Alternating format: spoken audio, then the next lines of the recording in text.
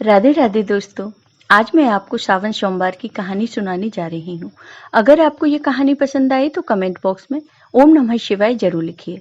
साथ ही अगर आप मेरे चैनल पर नए हैं तो मेरे चैनल को सब्सक्राइब कीजिए और बेल आइकॉन पर क्लिक जरूर कीजिए, जिससे हमारे वीडियो के नोटिफिकेशन आपको मिलते रहें। सावन सोमवार में भगवान शिव और माता पार्वती की विधि विधान से पूजा की जाती है।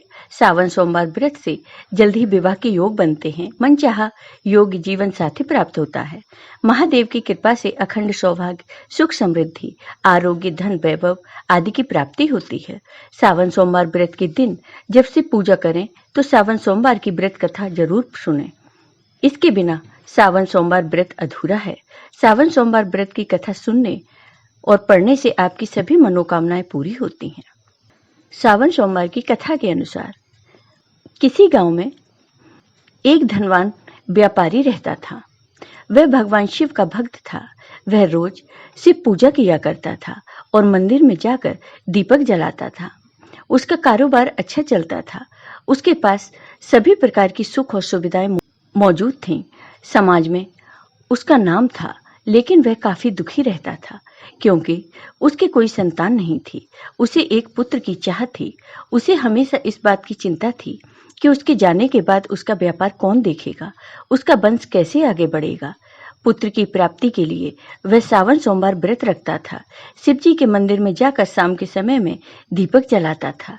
यह कार्य करते हुए उसे कई वर्ष बीत गए। माता पार्वती भगवान शिव के इस भक्त के कार्यों को देखती थीं।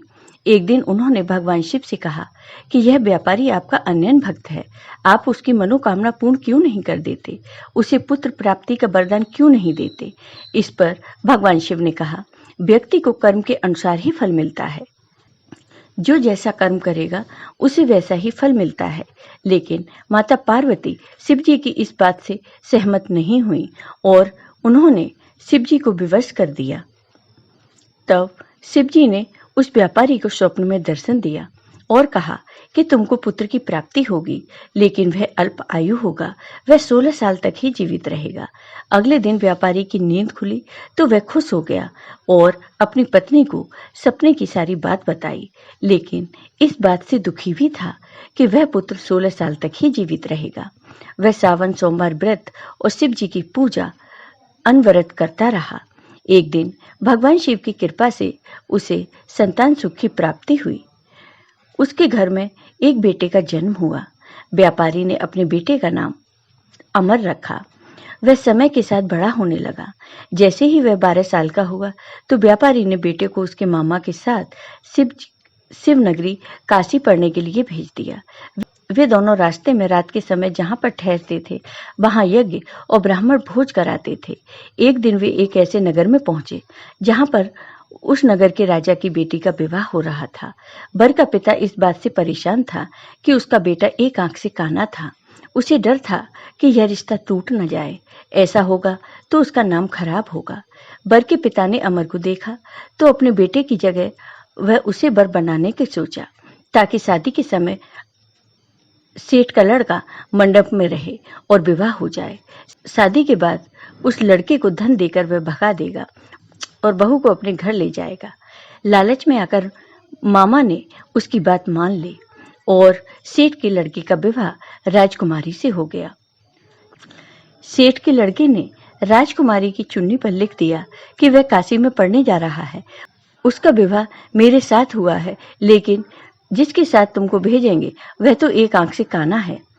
राजकुमारी ने जब अपनी चुनरी पर ऐसा लिखा हुआ देखा तो उसने अपने ससुराल जाने से मना कर दिया और उसने अपने माता पिता को सारी बात बता दी और कहा कि ये मेरा पति नहीं है, मेरा पति तो काशी पढ़ने के लिए गया है।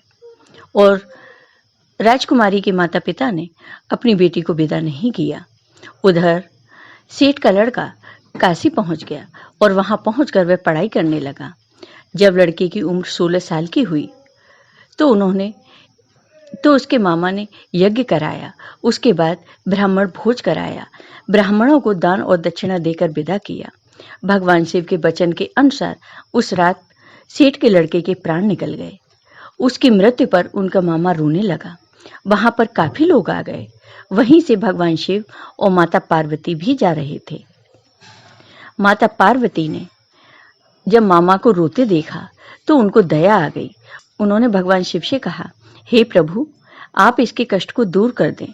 तब भगवान शिव ने बताया कि यह उसी व्यापारी का लड़का है जिसे पुत्र होने का वरदान दिया था, और यह भी बताया था कि 16 वर्ष तक ही वह जीवित रहेगा। उस अनुसार आज इसके 16 साल पूरे हो गए हैं। इस पर माता पार्वती ने कहा कि भगवान, आप इसके प्राण लौटा दें, नहीं तो इसके माता पिता रो रो कर अपने प्राण त्याग देंगे। माता पार्वती ने कई बार शिव जी से आग्रह किया। भगवान शिव ने सेठ के लड़के को जीवन दान दे दिया। वह जीवित हो उठा। उसने अपनी शिक्षा पूरी की। शिक्षा समाप्त करके अमर मामा के साथ अपने नगर की ओर चल दिया। दोनों चलते हुए उसी नगर में पहुंचे जहां अमर का विवाह हुआ था। उस नगर में भी अमर ने यज्ञ का आयोजन किया। समीप से गुजरते हुए नगर के राजा ने यज्ञ का आयोजन देखा। राजा ने अमर को तुरंत पहचान लिया। यज्ञ समाप्त होने पर राजा अमर और उसके मामा को महल में ले गए और कुछ दिन उन्हें महल में रखकर बहुत सा धन वस्त्र देकर राजकुमारी के साथ विदा किया। रास्ते में सुरक्षा के लिए राजा ने बहुत से सैनिकों को भी साथ भेजा। मामा ने नगर में पहुंचते ही एक दूत को घर भेजकर अपने आगमन की सूचना भेजी।